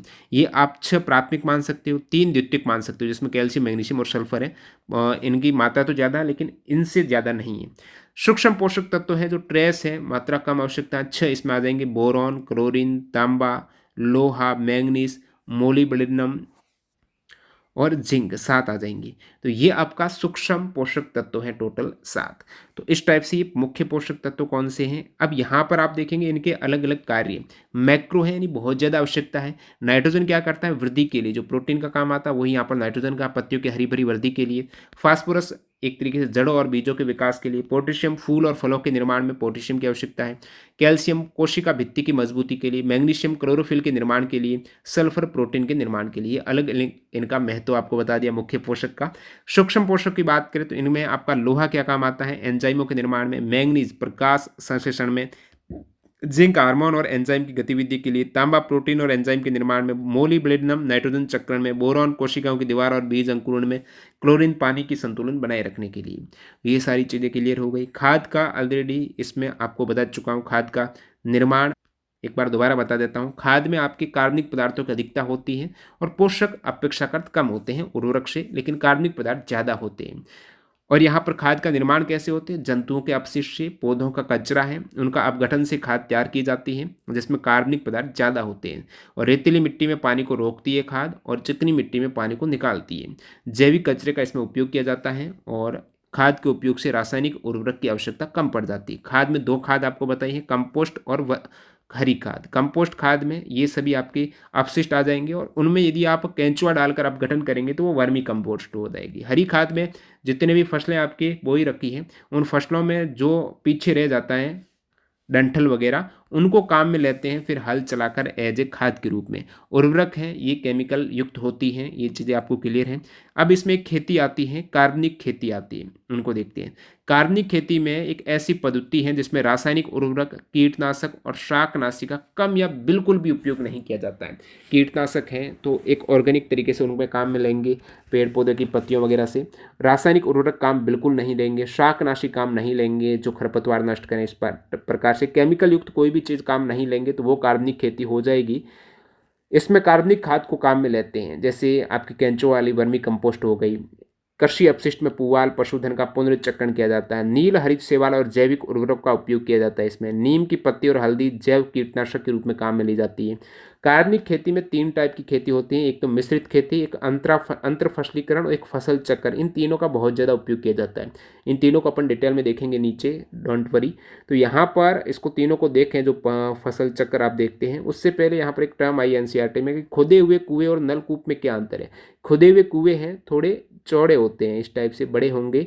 जो आपका नलकूप है ये गहरा ज़्यादा होगा। नलकूप है इसमें गहराई ज़्यादा होगी लेकिन कुएं में गहराई कम होगी।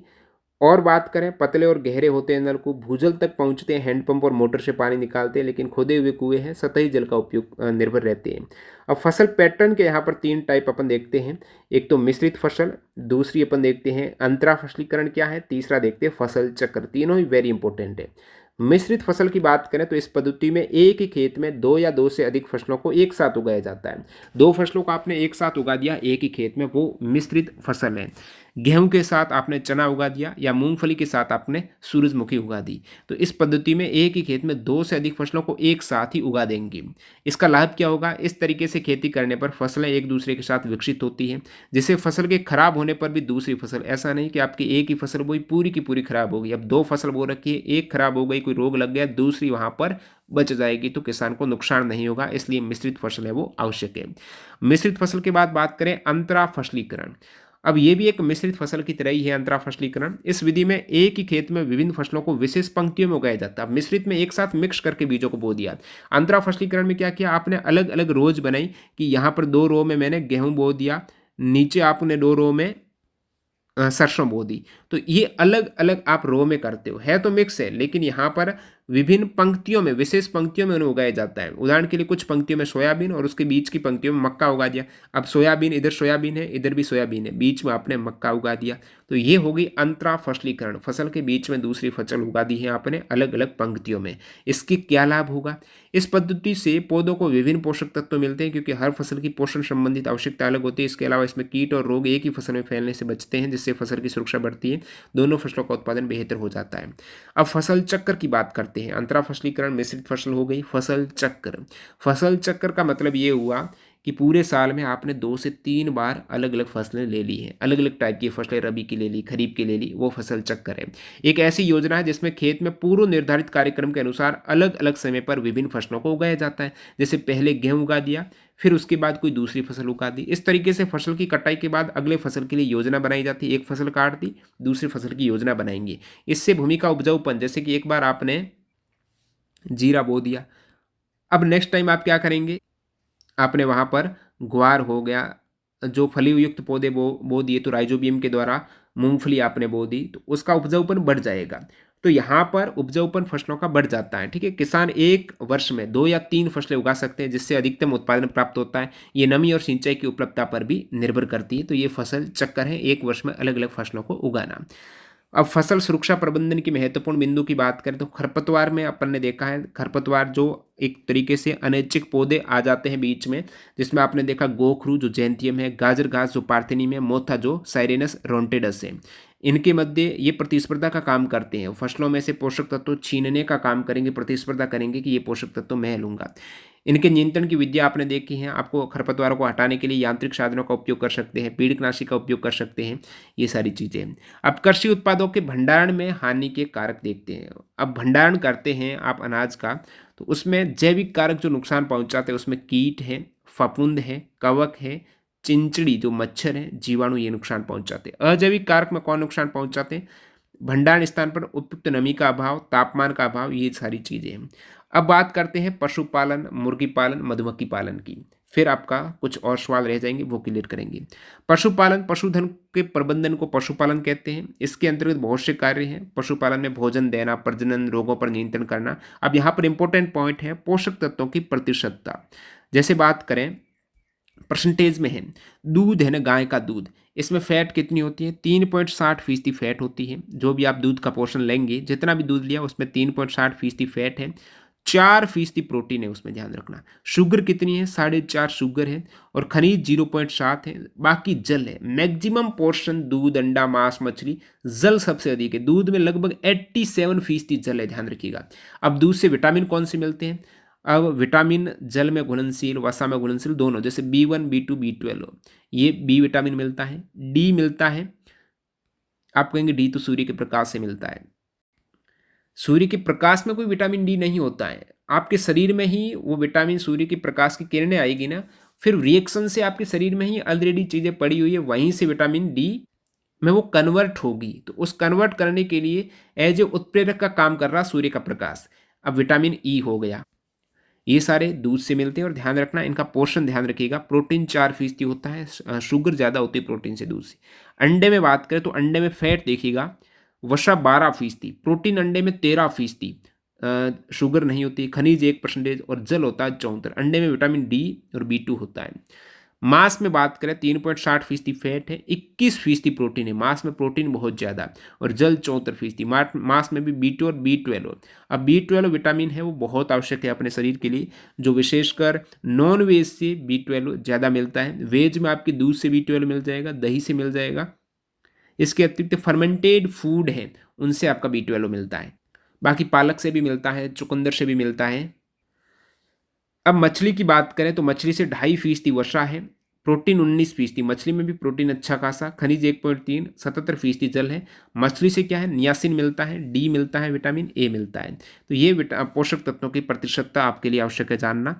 अब पशुपालन के उद्देश्य हैं दूध उत्पादन के लिए, कृषि कार्यों के लिए, मुख्य पालतू पशुओं की प्रजाति आपको बताइए, गाय की बोस इंडिकस, भैंस की बोस बुवेलिस है, और दुष्चरण काल आपको बता दिया है। विदेशी नस्लें कौन सी है, उसमें जर्सी और ब्राउन स्विच है। जर्सी आपके फ्रांस की है, ब्राउन स्विच स्विट्जरलैंड की है। गाय की देशी फसलें, संकरण किस प्रकार किया जाता है, ये आपका ऑलरेडी कवर हो चुका है इसी टॉपिक पे आपके चैप्टर में, इसी वीडियो में। कुक्कुट पालन आपने देख लिया है, जिसमें लोअर मुर्गी अंडे के लिए और मांस के लिए ब्रोलर मुर्गी का पालन किया जाता है। मत्स्य पालन की बात करें तो यहाँ पर ये कुछ पॉइंट देख लेते हैं मत्स्य पालन का। मछली का उत्पादन करना, मछली हमारे भोजन में प्रोटीन का एक समृद्ध स्रोत है। अभी आपने देखा मछली में 19% प्रोटीन। अब यहाँ देखेंगे मत्स्य उत्पादन है, इसमें पंख युक्त मछलियाँ और कवचीय मछलियाँ, जैसे प्रॉन और मोलस्क शामिल है। कवचीय में प्रॉन और मोलस्क और पंख युक्त मछलियाँ शामिल है। मछली प्राप्त करने की विधि में एक तो मछली पकड़ेंगे, दूसरी मछली का पालन करेंगे। एक तो समुद्र से डायरेक्टली मछली को पकड़ लिया, वो प्राप्त हो जाएगी, नहीं तो मछली का पालन संवर्धन करेंगे, प्रजनन करके मछलियों की संख्या बढ़ाएंगे तालाब वगैरह में। मछली संवर्धन, फिश फार्मिंग इसे कहा जाता है, एक ऐसी कृषि प्रक्रिया जिसमें मछलियों का पालन, प्रजनन और विकास नियंत्रित वातावरण में किया जाता है। इससे मछलियों को प्राकृतिक जल स्रोत जैसे नदी तालाब है उसमें रखा जाता है और उचित आहार या स्वच्छता वगैरह प्रदान करके उनकी संख्या को बढ़ाया जाता है। प्रचलित समुद्री मछलियाँ, समुद्री मछलियों में नाम में आपकी प्रोम्फ्रेंट, mackerel, tuna, sardine, Bombay deck ये है। आर्थिक महत्व वाली समुद्री मछलियाँ, आर्थिक महत्व की उसमें मुलेट, भेटकी और पर्ल स्पॉट है, इनका समुद्री जल में संवर्धन किया जाता है। कवचीय मछलियाँ में आपके झींगा, मछलन, ओयस्टर का संवर्धन किया जाता है। अब ध्यान रखना, ओयस्टर जो मछली है उसका संवर्धन मोतियों के उत्पादन में होता है। मोतियों के उत्पादन में किस मछली का संवर्धन होता है, ओयस्टर का होता है। समुद्री संवर्धन, अब मछली संवर्धन को दोस्तों मैरी कल्चर भी कहा जाता है। भविष्य समुद्री मछलियों का भंडार कम होने पर उनकी पूर्ति संवर्धन द्वारा की जा सकती है, जैसे समुद्री संवर्धन कहा जाता है। अब वैसे समुद्र से तो मछलियों को पकड़ा जाता है, संवर्धन ज़्यादातर एक तालाब बनाकर छोटा सा आपने टैंक बना दिया वाटर का, उसमें किया जाता है, मछलियों की संख्या बढ़ाते हैं। समुद्र से पकड़ते हैं, लेकिन समुद्र में भी यदि संवर्धन किया जाए, मछलियों की संख्या का प्रजनन करके बढ़ाई जाए तो वो मैरी कल्चर कहलाएगा, समुद्र संवर्धन। ध्यान रखना, ये इंपॉर्टेंट पॉइंट है। अब यहाँ पर अपन बात करते हैं एक्वा कल्चर है जो फ्रेश वाटर की है, जैसे अंतःस्थलीय मत्स्यिकी कहेंगे। अंतःस्थलीय मत्स्यिकी क्या है, ताज़ा जल के स्रोत जैसे नाले, तालाब, पोखर, नदी है, ये ताज़ा फ्रेश वाटर मीठा पानी है। तो यहाँ पर मछलियों के पालन की प्रक्रिया मीठे पानी में, इस प्रक्रिया में मुख्य रूप से जल संवर्धन द्वारा मछली उत्पादन की जाती है। अंतःस्थलीय मत्स्यिकी में फ्रेश वाटर में मछली पालन किया जाता है, और इसमें आपकी मत्स्य पालन में फ्रेश वाटर में नदियों, तालाब या पोखर का पानी काम में लेंगी। नेक्स्ट अपन बात करते हैं, एक आता है मिश्रित मछली संवर्धन। अब मिश्रित मछली संवर्धन में आपने देखा है कि एक जगह पर जहाँ पर मछलियों का आप संवर्धन कर रहे हो तालाब में, उसमें अलग अलग टाइप की आपने मछलियों को डाल दिया है। कटला है, ये ऊपर से भोजन जो ग्रहण करती है वो जल के ऊपरी सतह से करती है। और रोहू कहाँ पर करती है, बीच से करती है। मृगल सबसे निचले सतह से करती है। और कॉमन कार्प हो गया, ये मृगल हो गया, ये तालाब के तली से करती है। ग्रास कार्प है, ये खरपतवार से अपना भोजन ग्रहण करती है। तो यदि अलग अलग जगह से ये अपना भोजन ग्रहण करेगी और एक जगह डालेंगे तो उनके मध्य कंपटीशन नहीं रहेगी पोषक तत्व या भोजन ग्रहण करने की, और ज़्यादा से ज़्यादा संख्या में उनका प्रजनन होता रहेगा। मधुमक्खी पालन की बात कर लेते हैं, और मधुमक्खी पालन में आपको ऑलरेडी बता चुके हैं, छत्ते मोम के काम में आते हैं। और बाकी यहाँ पर मधुमक्खी पालन की अलग अलग प्रजातियाँ हैं। सामान्य भारतीय मक्खी में आपकी एपिस सेरेना इंडिका है, शैल मक्खी में एपिस डोर्सेटा है, लिटिल मक्खी में एपिस फ्लोरी है, और जो आपको एक सवाल पूछा था इटली मक्खी कौन सी, एपिस मेलिफेरा है इटली मक्खी। तो ये सारे कंसेप्ट आपके हो चुके हैं यहाँ से इस पूरे चैप्टर में, ये तो आपका कंसेप्ट है। अब कुछ सवाल रह गए हैं लघु उत्तरीय सवाल, वो देखते हैं, ठीक है। अब इन सवालों का आंसर आप बिल्कुल फटाफट देंगे। कटला ऊपर से कट करते हैं ना, तो ऊपर से सतही भोजी है, ठीक है। रोहू रोएंगे कब, जब आप बीच में रह जाएंगे, मध्य क्षेत्रीय भोजी। मृगल मरेंगे कब, जब आप नीचे रहेंगे, बॉटम में, ठीक है, ये अधस्थल है। अब मत्स्य पालन यानी डी का फॉर मत्स्य संवर्धन करना, कल्चर फिशरी है, मत्स्य का संख्या बढ़ाना, तो ये आपने मैच करा दिया। रिक्त स्थानों की पूर्ति आप कर देंगे इजीली, जैसे यहाँ पर पहला आपका देख सकते हो, ये है रिक्त स्थान। अरहर किसका अच्छा स्रोत है, अरहर में क्या होता है, प्रोटीन होता है। बरसीम क्या है, चारा में आपने देखा वर्षीम, जई, सूडान घास। नेक्स्ट अपन देखा वर्षा ऋतु में होने वाली फसल, वर्षा में अभी जो खरीफ की फसलें हैं अभी काट रहे हैं अक्टूबर में। विटामिन किस में होता है, फल सब्जियों में। फसल शीत ऋतु में होती है, रबी की फसलें, गेहूं वगैरह। आनुवांशिक रूप से रूपांतरित फसलें क्या है? भारत में उगाई जाने वाली एक ऐसी फसल का नाम बताइए। जो जेनेटिकली मॉडिफाइड, जिसे आप जीएम क्रॉप कहते हैं, जिस फसल को किसी अन्य स्रोत से या अन्य स्रोत से एक नया जीन डालकर विकसित किया जाता है ताकि वांछित गुण प्राप्त किए जा सके, उसे आनुवांशिक रूप से संशोधित जेनेटिकली मॉडिफाइड फसल कहा जाता है। उदाहरण के लिए बीटी कपास एक जीएम फसल है जो एक विशेष बैक्टीरिया से जीन जोड़कर कीट प्रतिरोधी बनाई गई है। बीटी कपास का उदाहरण किस प्रकार लेंगे आप? बीटी कपास में बैक्टीरिया एक काम आता है। बीटी यानी बैक्टीरिया है बैसिलस थ्रुंगिनेसिस, इसका जीन शामिल किया गया। बैक्टीरिया बीटी कपास में एक जीन शामिल किया गया इस बैक्टीरिया का, बीटी बैक्टीरिया का, जो कि कीटों को मारने की क्षमता रखता है। ये जीन जो बैक्टीरिया है ना, यानी बीटी कपास में एक बैक्टीरिया का जीन लिया गया। ये बैक्टीरिया का जीन क्या करता है? कीटों को मार देता है। जब कीट इस कपास के पौधे में को खाते हैं तो ये जीन उनके लिए विषाक्त प्रभाव उत्पन्न करता है, जिससे वे कीट मर जाते हैं। इससे कपास की फसल की पैदावार बढ़ती है और किसानों को कीटनाशकों के उपयोग में कमी आती है, जिससे लागत भी घटती है। तो इस प्रकार से मॉडिफाइड करके एक फसल को बना देते हैं रोग प्रतिरोधकता क्षमता बढ़ाने के लिए। ये होगी आपके, एक नया जीन डालेंगे, अन्य स्रोत से एक नया जीन डालकर फसल विकसित की जाती है ना, ताकि आपको वांछित गुण मिल सके। वो जेनेटिकली मॉडिफाइड फसल होती है, जीएम फसल होती है। फसल उत्पादन में जैव पदार्थ क्यों महत्वपूर्ण है? जैव पदार्थ जैसे कार्बनिक पदार्थ हैं तो ये मिट्टी की संरचना में सुधार करेंगे, रेतीली मिट्टी में जल धारण की क्षमता को बढ़ा देंगे, चिकनी मिट्टी में जल निकासी में ये सहायक रहेंगे। उर्वरक का अधिक उपयोग पर्यावरण के लिए क्यों हानिकारक है? अब उर्वरक केमिकल चीज ज़्यादा काम में लेंगे, जल प्रदूषण होगा, मृदा प्रदूषण होगा, इसके अतिरिक्त वायु प्रदूषण, मानव स्वास्थ्य पर बुरा प्रभाव पड़ेगा। नेक्स्ट अपन कुछ फिल इन द ब्लैंक्स करते हैं। खेती जो उर्वरक, शाकनाशी, पीड़कनाशी जैसे रसायनों की अनुपस्थिति में होती है, तो ये जो बिना उर्वरक के, बिना शाकनाशी, पीड़कनाशी की अनुपस्थिति में खेती होती है, वो ऑर्गेनिक खेती है, कार्बनिक खेती है वो। गेहूं और मूंगफली को एक ही खेत में साथ साथ उगाने को क्या कहते हैं? अब ये क्या कर दिया, एक ही खेत में साथ साथ उगा दिया, गेहूं और मूंगफली को मिक्स कर दिया। अंतरा फसलें में आप अलग अलग क्यारी बनाकर उगाते हो, ये एक साथ उगा दिया। अब यहाँ आप देखेंगे सोयाबीन और मक्का को एकांतर पंक्ति में एक एक अंतर की क्यारी पंक्तियां बनाई गई, तो वो एक इंटरक्रॉपिंग हो जाएगा, अंतरा फसलीकरण हो जाएगा, आपको बता चुके हैं। नेक्स्ट यहाँ पर फसल चक्र का है नहीं, एक भूमि के टुकड़े में विभिन्न फसलों को पूर्व नियोजित तरीके से क्रमवार उगाया। पहले इस फसल को उगाया, उसको लेने के बाद दूसरी फसल उगाई गई, तो ये एक साइकिल हो जाएगा, क्रॉप रोटेशन या फसल चक्र आप कहेंगे। गोखरू, जेथियम या गाजर घास, पार्थेनियम, आमतौर पर ये खरपतवार है, ये वीड्स है। किसी बीमारी का कारक रोगजनक होता है, ठीक है, जीवाणु, विषाणु, ये सभी रोगजनक होते हैं। स्तंभ ए में दिए गए शब्दों का स्तंभ बी के साथ आपको मिलान करना है, ठीक है, मिलान करते हैं इसका। खेत जोतने तथा गाड़ी खींचने वाले पशु, जो खेत जोतते हैं, गाड़ी खींचते हैं, तो ये सभी बोझा ढोने वाले जंतु हैं। कुकुट की भारतीय नस्ल, कुकुट की भारतीय नस्ल में आपकी असील आ जाएगी। साहिवाल, लाल सिंधी, ये गाय की देशी नस्लें हैं, साहिवाल, लाल सिंधी, तो ये पशुओं की स्थानीय नस्लें हैं। दुधारू पशु, तो दूध देने वाली मादाएं हैं। अब कौन सा रह गया? मुर्गी जिनका मांस प्राप्त करते हैं, जो लेयर मुर्गी हैं उनसे तो अपन अंडा प्राप्त करते हैं, मांस के लिए ब्रॉयलर मुर्गी का काम में लेते हैं, तो ये E2, ये सही रूप से मिलान आपको हो जाएगा। अब यहाँ पर आपका एक टर्म आया था असील है, ये आपकी भारतीय नस्ल की मुर्गी है। तो कुक्कुट या मुर्गियों की जो भारतीय नस्ल है उसमें आपके असील है, कड़कनाथ है, बसरा है, चिट्टागोंग है, गिरिराजा है, ये प्रमुख है। अब आपको अलग करना है, ऊर्जा देने वाले, प्रोटीन देने वाले, तेल देने वाले, चारा देने वाले, इनमें से आप अलग करेंगे तो ये करेक्ट है आपका। ऊर्जा प्रदान करने वाली फसलों में गेहूं, चावल, मक्का जो अनाज है, प्रोटीन में आपके जितने भी दालें हैं, तेल में आपके मूंगफली, ये सारी चीज़ें ऑलरेडी कवर हो चुकी। आपको संकरण और दीप्ति काल का ऑलरेडी बता दिया है, तो वो आप यहाँ पे दोबारा भी रिवाइज कर सकते हो। रिक्त स्थानों की पूर्ति करना है। दीप्त काल पादपों में, दीप्ति काल है ना कि एक पेड़ पे एक पादप को फूल आने के लिए कम से कम इतना प्रकाश, 3 घंटों का प्रकाश या पर 3 दिन का प्रकाश चाहिए बिल्कुल सूर्य का, तो वो उसका दीप्ति काल है। तो दीप्ति काल पादपों में किसको प्रभावित करते हैं? पुष्पन को प्रभावित करते हैं, विशेषकर पुष्पन यानी फूल आने की जो दर है उसको। खरीफ की फसलें की खेती का में, खरीफ की अभी हुई है जून से अक्टूबर, रबी की नवंबर से अप्रैल के मध्य होती है। धान, मक्का, मूंग, उड़द ये खरीफ की फसलें हैं, और गेहूं, मटर, चना, सरसों ये रबी की फसल है। रिक्त स्थानों की पूर्ति करनी है। पादपों की वृद्धि के लिए कुल कितने पोषक तत्व, तो आपको बता दिए हैं माइक्रो और मैक्रो न्यूट्रिएंट्स टोटल 16 आवश्यक रहते हैं पादपों की वृद्धि के लिए। उसमें से आपके 6 तो मैक्रो हैं, 7 माइक्रो हैं, बाकी द्वितीय कुछ गौण आपके द्वितीय पोषक तत्व हैं, कैल्शियम, मैग्नीशियम और सल्फर।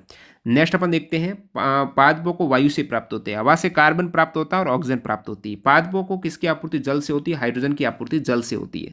पादपों को पोषकों की आपूर्ति मृदा से होती है। ये प्रमुख जो मैक्रोन्यूट्रिएंट्स या माइक्रोन्यूट्रिएंट्स जो मृदा से प्राप्त होते हैं वो 13 है। नाइट्रोजन, फॉस्फोरस, पोटेशियम है, कैल्शियम, मैग्नीशियम, सल्फर है। ये तो आपके मैक्रो है, ठीक है। इसके अतिरिक्त कुछ माइक्रो है, सात आपके बोरॉन, क्लोरीन, तांबा, लोहा, मैग्नीज, मोलिब्डेनम और जिंक। ये आपके साथ हैं वो माइक्रो, और ये मैक्रो हैं 6।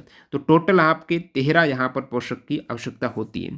कुल पोषकों की बड़ी मात्रा में आवश्यकता होती है, इन्हें क्या कहते हैं? बड़ी मात्रा में है मैक्रोन्यूट्रिएंट्स 6 है, carbon, hydrogen, oxygen, nitrogen, phosphorus और पोटेशियम।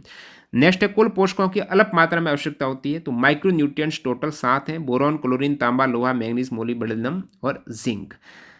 कंपोस्ट और वर्मी कंपोस्ट में अंतर आपको बता दिया। कंपोस्ट खाद में ये सभी आपके अपशिष्ट होते हैं, गोबर वगैरह अपशिष्ट, और इन अपशिष्टों में यदि आप केंचुआ डाल दिया तो वो अपघटन होकर वर्मी कंपोस्ट बन जाएगी। हरी खाद तैयार करने के लिए इन कथनों को सही क्रम में रखना है। हरी खाद का मतलब आपने फसल से ही खाद को तैयार किए, फसल को ले लिया, उसका जो बचे हुए डंठल वगैरह से आपने खाद को तैयार किया, उसको सही रूप से अरेंज करेंगे तो इस टाइप से आपकी अरेंज होगी। सबसे पहले तो खाद बनाने के लिए हरे पौधे उगाए जाएंगे। सबसे पहले तो खेत में पौधे उगाए जाएंगे और ये पौधे मृदा में मिल जाते हैं। हरे पौधे मृदा में अपघटित हो जाते हैं, अपघटन के बाद ये हरी खाद बन जाती है। ये पूरा प्रोसेस रहता है। इटली की एक मधुमक्खी की किस्म एपिस मेलिफेरा, एपिस मेलिफेरा मधुमक्खी की किस्म है। इसको शहद उत्पादन के लिए भारत में लाया गया और इन मधुमक्खी के उन गुणों का उल्लेख करें जिनमें ये अन्य किस्मों से बेहतर है। तो इटली की ये फसल का ऑलरेडी आपके मधुमक्खी का ऑलरेडी आया, कौन सी किस्म है? तो एपिस मेलिफेरा है। इसकी विशेषताएं क्या है? तो अभी सबसे अधिक जो मधु उत्पादन करने वाली मधुमक्खी है वो ये इटली मक्खी है। एक तो इसमें मधु एकत्र करने की उच्च कैपेसिटी है, कम डंक मारती है, छत्ते में लंबे समय तक रहती है, प्रजनन बहुत तीव्रता से करती है, तो मधुमक्खियों की संख्या बढ़ती है। तो ये सारे सवाल एनसीईआरटी के फैक्ट और एग्जाम्पलर के एमसीक्यू क्वेश्चंस भी आपके कवर हो चुके हैं। तो आई होप आपको ये पूरा चैप्टर समझ में आया है। इसके पीडीएफ के लिए आपको हमारा टेलीग्राम चैनल ज्वाइन करना है। और हाँ, आप यदि सीरियसली रेलवे वगैरह एग्जाम को टारगेट कर रहे हैं और आपको प्रीवियस ईयर के टीसीएस के लेटेस्ट पेपर चाहिए, तो 2023 के पूरे एग्जाम्स टीसीएस ने कराए हैं, जिसमें टोटल 9 एग्जाम्स आप देखेंगे। CGL, CHSL, CPU, Delhi police, MTS, page 11, SSC GD, SSC JE, SSC steno. तो ये 9 एग्जाम जो पूरे 2023 में हुए हैं, तो इन 2023 के टोटल 9 एग्जाम के 5400 very important topic wise, chapter wise यहाँ पर जीके के क्वेश्चंस आप देखेंगे तो इस टाइप से हैं। कला संस्कृति के 852 क्वेश्चन, साइंस के 629, इतिहास के 608, खेल के 288, भूगोल के 464, राजनीति के 650, पुस्तक लेखक के 205, जनगणना के 140, करंट अफेयर्स के 721, विविध के 122 क्वेश्चंस। टोटल मेरा करिए जो 5400 क्वेश्चंस हैं, इस टाइप से टॉपिक वाइज जो भी आपको चाहिए, जैसे पुस्तक लेखक का चाहिए तो इस पर क्लिक करेंगे तो यहाँ पर बुक्स और ऑथर के ये क्वेश्चंस आ जाएंगे। इस टाइप से वन लाइनर सारे क्वेश्चंस आप कवर कर पाएंगे। तो वीडियो यहाँ पर पूरा देखने के लिए आपका बहुत बहुत धन्यवाद। इसकी पीडीएफ आपको कहाँ मिलेगी? तो डिस्क्रिप्शन बॉक्स में इसको पेड पीडीएफ रहेगी, काफ़ी मेहनत लगी है, तो लिंक मिलेगी। लिंक पर क्लिक करके आपका पेमेंट होगा। पेमेंट होने पर ऑटोमेटिकली डाउनलोड का ऑप्शन मिलेगा। नहीं मिलता तो वहाँ पर आपको मेल करने का भी ऑप्शन है, तो आप डायरेक्टली मेल करके अपना स्क्रीनशॉट शेयर करके या फिर जीमेल आईडी से मैं ट्रैक कर दूंगा और आपको डायरेक्टली मेल पर भी पीडीएफ मिल जाएगी। नहीं तो बिल्कुल आपकी वेबसाइट से पेमेंट होती है, मिल जाती है, कोई दिक्कत नहीं रहती है। डाउट होता है तो कमेंट सेक्शन या फिर डिस्क्रिप्शन बॉक्स में एक मेल आईडी दे दूंगा, वहाँ से आप कॉन्टैक्ट कर सकते हो। मिलते हैं नए वीडियो में, धन्यवाद।